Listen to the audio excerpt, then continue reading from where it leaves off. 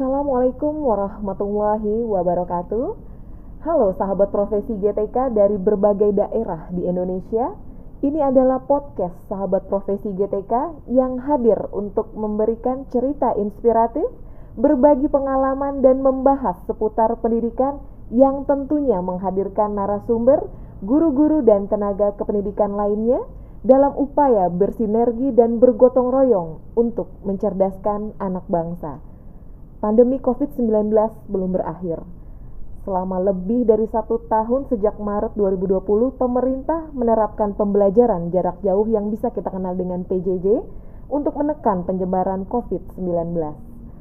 Pemerintah telah bersiap memilih opsi pembelajaran tatap muka terbatas dengan menjalankan protokol kesehatan yang tentunya mengacu kepada SKB 4 Menteri. Provinsi DKI Jakarta salah satu provinsi yang memulai pelaksanaan piloting pembelajaran tatap muka terbatas dengan berpijak pada kriteria yang objektif, terukur dan transparan.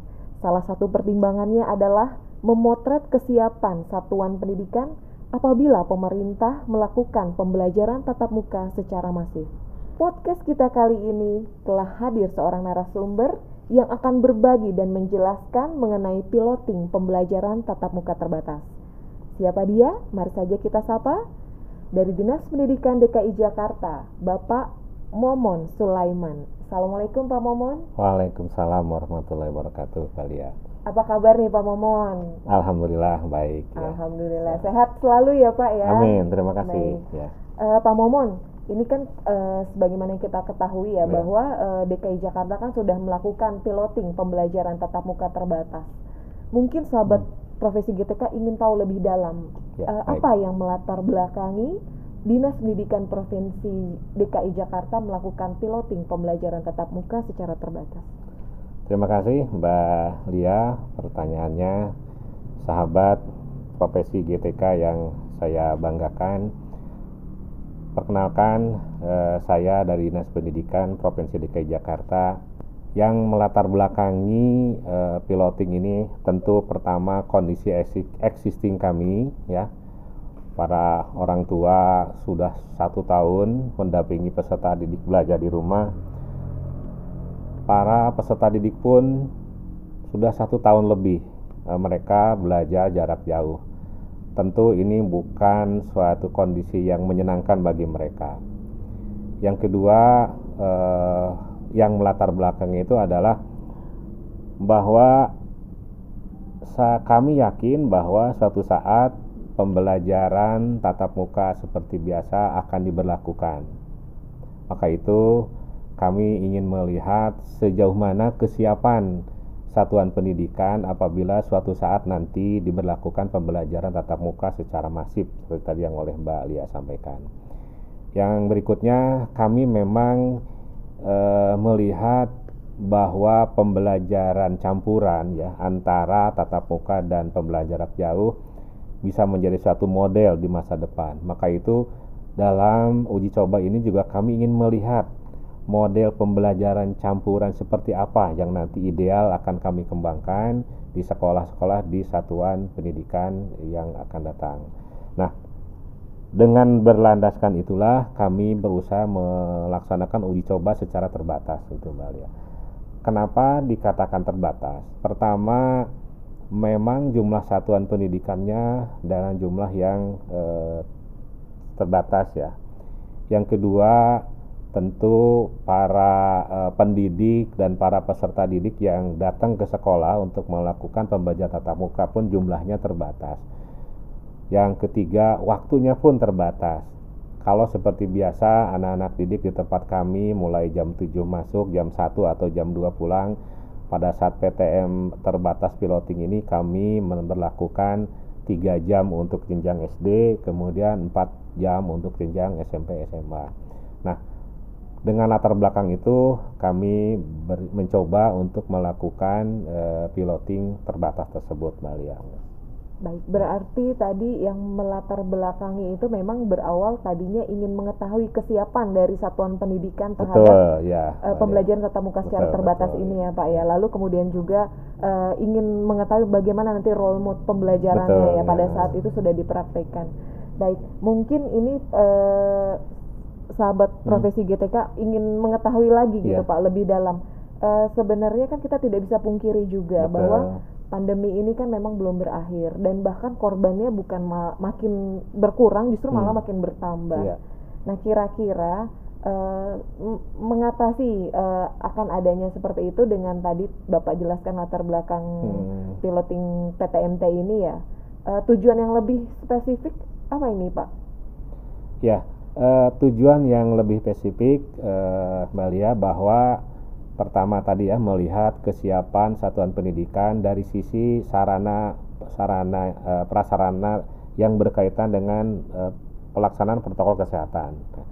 Yang kedua, kami juga ingin melihat apakah sekolah dan guru-guru dan unsur-unsur lainnya siap nggak melaksanakan belajar dari rumah, kemudian dipadukan dengan belajar dari sekolah. Nah, ini harus kita modifikasi dalam bentuk ada yang belajar di rumah, kemudian ada yang belajar di sekolah. Nah, yang berikutnya kami ingin mencoba itu bagaimana ketika anak nanti datang ke sekolah, apakah ada perilaku-perilaku yang harus kita awasi, harus yang kita sesuaikan dengan protokol kesehatan. Prinsip kami, anak-anak harus kita selamatkan, harus kita jaga kesehatannya, terutama di dalam pandemi ini. Ya, luar biasa sekali ya sahabat profesi GTK, penjelasan dari Pak Momon ya.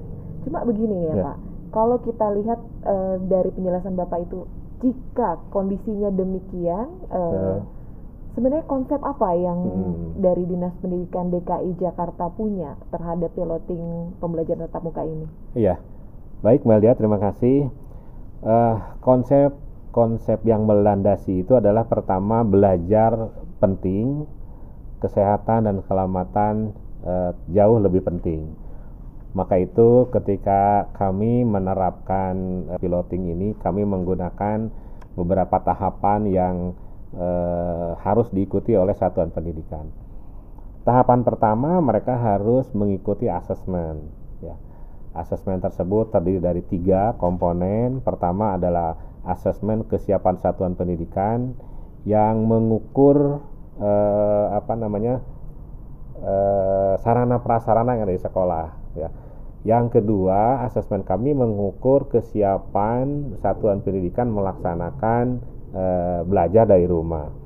Seperti saya singgung tadi sebelumnya, bahwa tidak tertutup kemungkinan nanti siswa ada yang belajar di rumah, ada yang belajar di sekolah. Nah, selama ini memang dari bulan Maret 2020 sampai dengan Juni 2021 ini, teman-teman kami, para guru sudah mulai terbiasa melakukan pembelajaran dari rumah.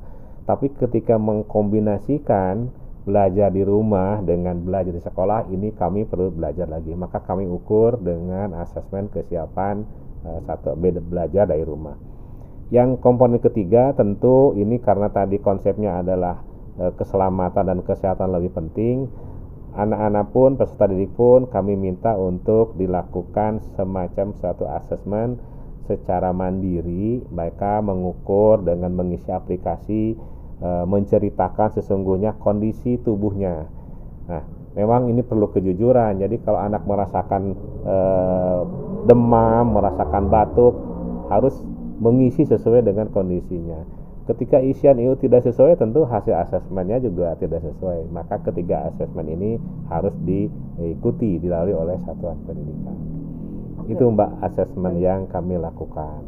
Kalau tadi menarik sekali ya, kalau misalnya anak didik itu merasa kurang sehat gitu kan, berarti tadi harus mengisi aplikasi dengan jujur. Nah, apakah selama ini tidak ada kendala Pak? Dengan pengisian aplikasi yang mungkin kita juga tidak tahu ya, bagaimana mereka mengisinya, apakah benar-benar secara jujur ataupun enggak gitu. Nah, Bapak melihatnya seperti apa nih? Dengan kejadian, maksudnya dengan kondisi yang ada di lapangan, melihatnya seperti apa? Memang aplikasi ini akan otentik ketika yang mengisinya jujur. Kendala-kendalanya pertama dari kendala ketersiapan gawai ya. Aplikasi ini bisa diisi dengan menggunakan komputer jinjing atau laptop, bisa menggunakan smartphone gitu ya. Tapi ketika peserta didik tidak tersedia gawe tersebut, tentu ini menjadi salah satu kendala. Meskipun ini jumlahnya kecil ya. Yang kedua, ketika ada hambatan dari pengisian ini, maka para guru pun sudah melakukan pengecekan ya. Sehari sebelum mereka datang ke sekolah, guru sudah menyebarkan semacam form yang diisi oleh orang tua dan siswa, di mana form itu menceritakan bagaimana kondisi kesehatannya, suhu badannya dan sebagainya. Jadi sekali lagi, aplikasi maupun form itu faktor utamanya adalah kejujuran. Jadi kalau dia batuk ngakunya tidak batuk, ya otomatis tidak akurat. Tapi karena mungkin tidak ingin ke sekolah, ngaku aja batuk gitu kan. Nah, atau yang tadinya pusing, ngaku aja tidak pusing. Nah, ini menjadi hal. Kami memang menghimbau kepada orang tua, kepada peserta didik, mari kita kedepankan aspek kejujuran tadi. Berarti luar biasa sekali ya sahabat profesi GTK. Jadi untuk kita bisa mensukseskan ya pembelajaran tatap muka terbatas ini, dari Dinas Pendidikan juga menghimbau dari sisi kejujuran kita semua para sahabat profesi GTK, kalau nanti kita sudah memulai pembelajaran tatap muka terbatas ya dengan aplikasi tersebut. Baik, kalau tadi menarik sekali ya konsep yang diusung oleh Dinas Pendidikan DKI Jakarta. Konsep piloting belajar memang penting, tapi kesehatan dan keselamatan jauh lebih penting ya Pak Momon ya. Nah, kalau begitu berarti tadi kuncinya assessment tadi ya Pak ya. Ada 3 assessment ya, kalau boleh saya mengulangi. Ada assessment kesiapan belajar satuan pendidikan, assessment peserta didik, dan assessment kesiapan belajar dari rumah. Betul Pak Momon ya? Iya, mungkin nanti sahabat profesi GTK akan mencatat ya Pak boleh, 3 assessment penting untuk bersiap dalam menghadapi pembelajaran tatap muka terbatas. Lalu kemudian bagaimana nih? Misalnya Pak Momon, ada permasalahan yang timbul dan terus kemudian solusinya seperti apa yang langsung dilakukan secara cepat oleh Dinas Pendidikan DKI Jakarta? Ya. Kalau tadi sempat ada kontribusi dari sisi kepengawasan, lalu juga ada dengan kerjasama dengan beberapa rumah sakit dan puskesmas ya. Bisa diceritakan nggak kalau misalnya ada masalah solusinya seperti apa Pak Momon? Baik Mbak Lia dan sahabat profesi GTK yang saya banggakan, kami lebih baik siap-siap menghadapi kondisi yang tidak diinginkan ya. Salah satunya kesiapan itu adalah sebelum sekolah melakukan piloting secara terbatas, ada beberapa tahapan lagi yang harus mereka lakukan ya. Tadi setelah dinyatakan lulus di asesmen, kami juga dibantu oleh teman-teman pengawas untuk melakukan verifikasi kondisi sesungguhnya di lapangan dari asesmen satuan pendidikan. Yang kedua, dalam rangka menjaga tadi kesehatan dan keselamatan, kami juga meminta para guru untuk segera dilakukan vaksin, sehingga tadi ada keselamatan dan kesehatan. Yang berikutnya adalah kami juga meminta seluruh sekolah itu melakukan satu kerjasama MOU atau koordinasi secara kental dengan fasilitas kesehatan terdekat.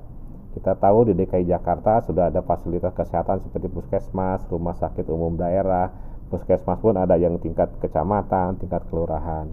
Nah ini kami minta, apabila terjadi sesuatu hal yang tidak diinginkan, seperti contoh ada anak yang datang ke sekolah ketika diukur suhunya di atas 37,3 ke atas ya kalau nggak salah ya Mbak Lia, maka anak ini tidak boleh masuk kelas, dia harus masuk ke ruang isolasi. Tapi jangan khawatir, isolasinya juga nyaman gitu ya, disiapin air teh manis gitu, air anget gitu ya.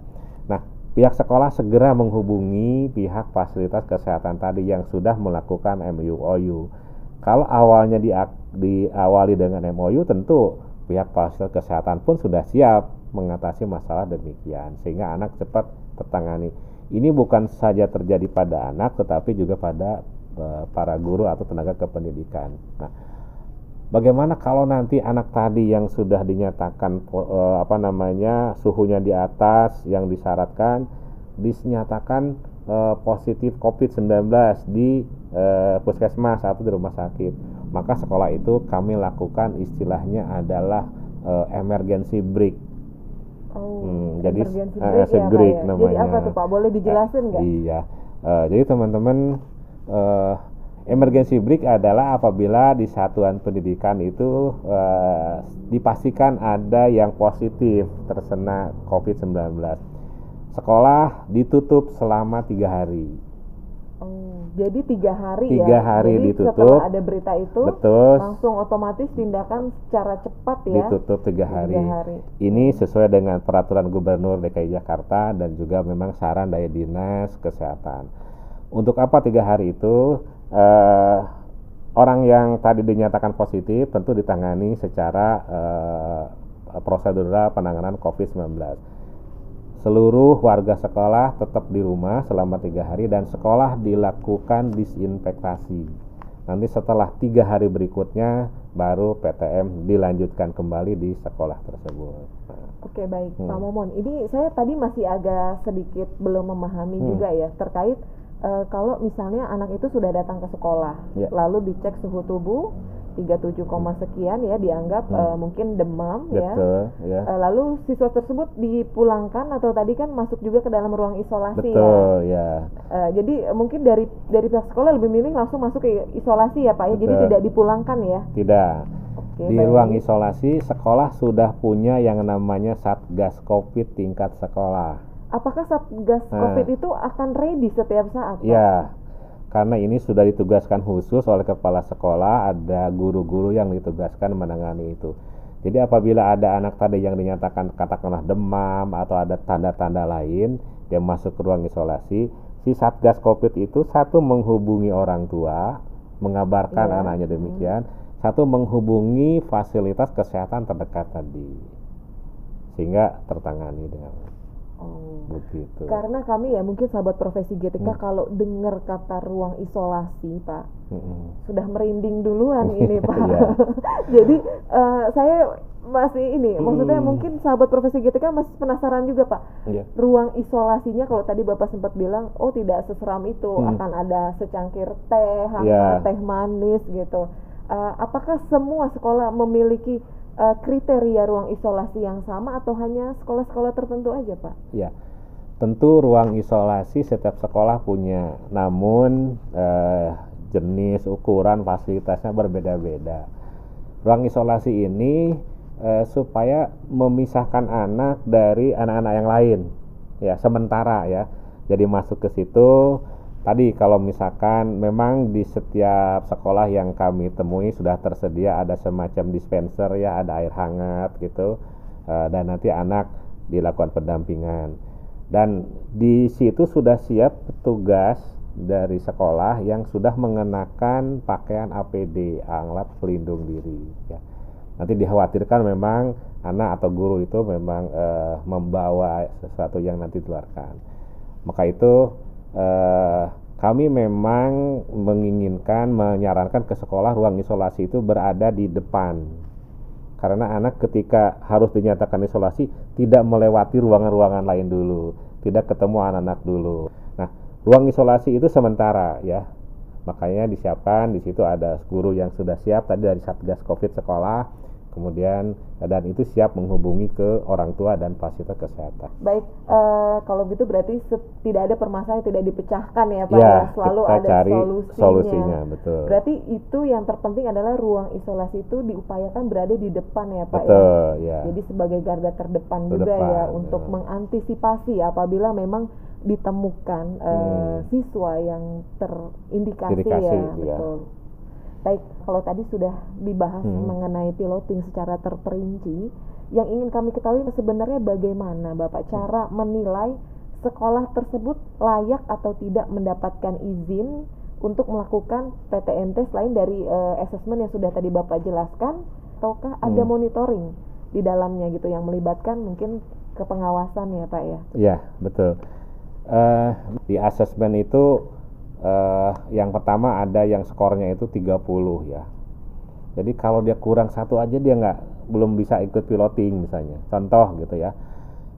Kelemahan-kelemahan kami memang di sekolah salah satunya pertama mengenai ventilasi ya. Banyak sekolah-sekolah yang ruangannya tertutup ya menggunakan AC ya. Tapi ketika nanti kami mensyaratkan ruangan itu harus ada sirkulasi udara.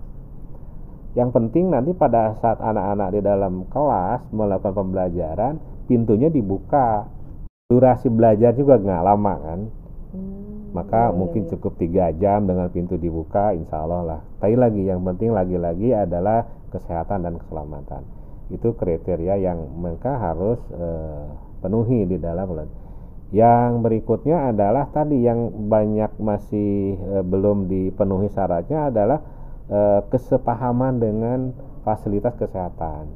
Kami memang menugaskan teman-teman pengawas untuk setiap saat, setiap hari melakukan monitoring, karena kami melakukan pembelajaran tatap muka itu hanya 3 hari dalam 1 minggu.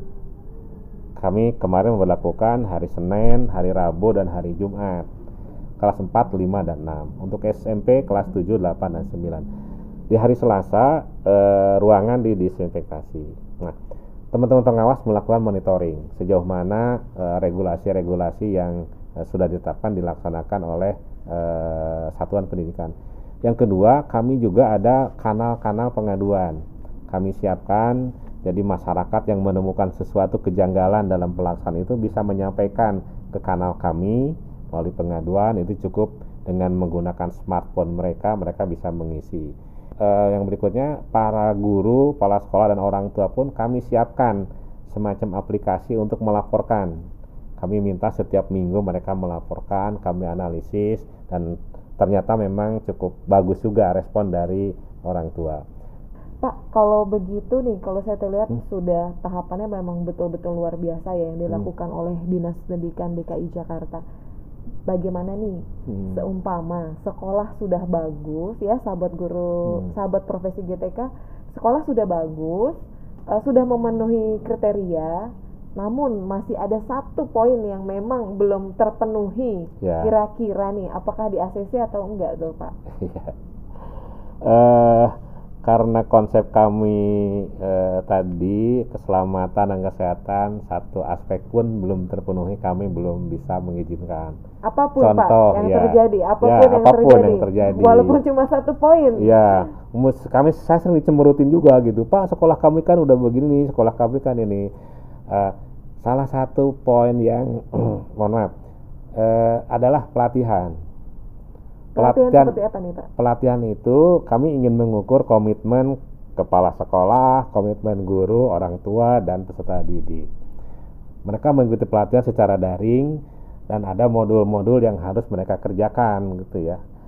Ketika modul itu mungkin dikerjakan tapi tidak tuntas, mungkin dikerjakan yang harusnya selesai hari Sabtu misalnya jam 17, ini selesainya hari Sabtu jam 20. Kami juga tetap tidak bisa mentolerir karena kami ingin melihat komitmen gitu ya.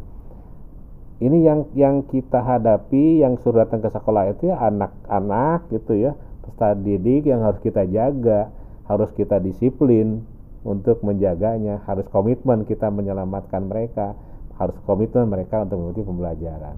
Jadi 1 poin pun kalau nilainya 0, kami suruh ulang lagi atau pada tahap berikutnya untuk melakukan asesmen kembali. Iya, luar biasa sekali ya sahabat profesi GTK.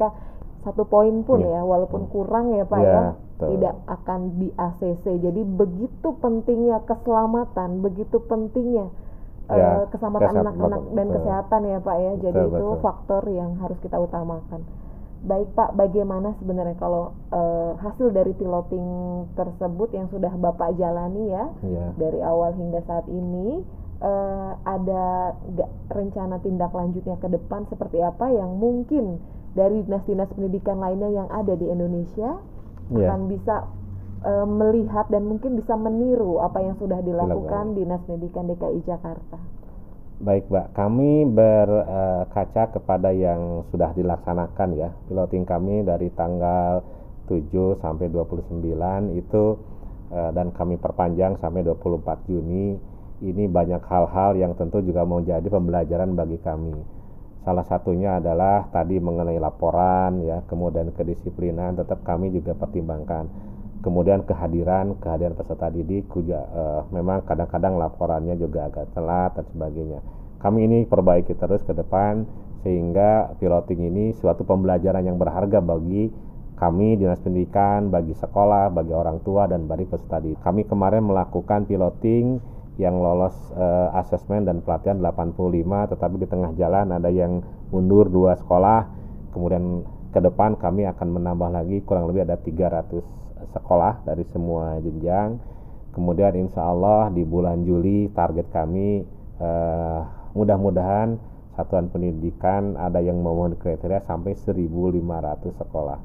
Mungkin sahabat GTK yang saya hormati dan Mbak Lia, di DKI Jakarta ini kurang lebih ada 11.000 satuan pendidikan. Jadi itu mulai dari PAUD ya, jenjang PAUD, TK, SD, SMP, SMK, kemudian madrasah ya. Madrasah pun jenjangnya kan banyak, mulai dari RA sampai MA, termasuk di dalamnya juga sekolah-sekolah kerjasama, satuan pendidikan kerjasama yang bekerjasama dengan lembaga pendidikan luar negeri. Dan apabila mungkin nanti kondisi semakin membaik, kami juga akan menambah jumlahnya yang ikut uji coba, dan mudah-mudahan kami mohon doa restu dari sahabat profesi GTK, kondisi COVID di negara kita teratasi sehingga kita bisa dengan mudah untuk melakukan aktivitas, termasuk di dalamnya aktivitas belajar mengajar. Amin. Sahabat profesi GTK ya, mudah-mudahan apa yang sudah disampaikan Pak Momon dari Dinas Pendidikan DKI Jakarta dapat memberikan manfaat untuk kita semua. Dan tentunya ya Pak, yang paling utama saya sebenarnya udah bosen ini Pak dengan bosen virus di rumah. COVID ini. Berharapnya sih mungkin saya dan sahabat profesi GTK ingin cepat-cepat virus ini musnah ya Pak ya. Ya sahabat profesi GTK, demikian yang sudah dipaparkan oleh Pak Momon dari Dinas Pendidikan DKI Jakarta terkait piloting pembelajaran tatap muka terbatas yang sudah dilakukan oleh Dinas Pendidikan DKI Jakarta. Pak Momon, kira-kira nih apa yang ingin Pak Momon sampaikan sebagai closing statement dari podcast kita kali ini, yang barangkali ada pesan khusus dan harapan dari Pak Momon terhadap sahabat profesi GTK dan juga Dinas Pendidikan yang ada di Indonesia. Silakan Pak. Baik, terima kasih Mbak Lia. Pertama, tentu apa yang kami lakukan di Dinas Provinsi DKI Jakarta belum sempurna seperti apa yang kami harapkan. Namun demikian, kami tetap melakukan yang terbaik buat pendidikan di DKI Jakarta. Salah satunya adalah kami melakukan piloting terbatas. Seperti pada statement di awal bahwa piloting terbatas ini memiliki suatu jargon bahwa pendidikan penting, belajar penting, tapi keselamatan dan kesehatan jauh lebih penting. Maka itu kepada sahabat profesi GTK, mari kita lakukan yang terbaik buat pendidikan, buat anak-anak kita. Jangan sampai hak anak-anak terabaikan, terutama hak mereka untuk belajar, hak mereka untuk selamat, hak mereka juga untuk sehat. Kami dalam serba keterbatasan, dalam kondisi pandemi yang tidak tahu kapan berakhirnya, tetap kami berupaya melaksanakan pendidikan yang tuntas dan berkualitas bagi semua. Demikian, Assalamualaikum warahmatullahi wabarakatuh. Waalaikumsalam warahmatullahi wabarakatuh. Saat ini kita tidak bisa prediksi kapan pandemi COVID-19 akan berakhir, tapi bukan berarti dunia pendidikan tidak berdaya. Seperti apa yang sudah disampaikan oleh Pak Momon dari Dinas Pendidikan DKI Jakarta, bahwa ada 3 hak yang dimiliki oleh anak, yaitu pertama adalah hak belajar, kedua hak sehat, dan ketiga hak keselamatan. Sahabat profesi GTK, mari kita bersama bersinergi dan bergotong royong untuk mewujudkan sekolah yang tangguh dan unggul di masa pandemi. Saya Lia, pamit undur diri. Terima kasih sahabat profesi GTK. Terima kasih Pak Momon sudah hadir dalam kesempatan ini. Kami pamit undur diri. Tetap semangat sahabat profesi GTK, tetap jaga kesehatan dan tetap ingat pada protokol kesehatan. Akhir kata, wabillahi taufiq wal hidayah. Wassalamualaikum Assalamualaikum warahmatullahi warahmatullahi wabarakatuh. wabarakatuh.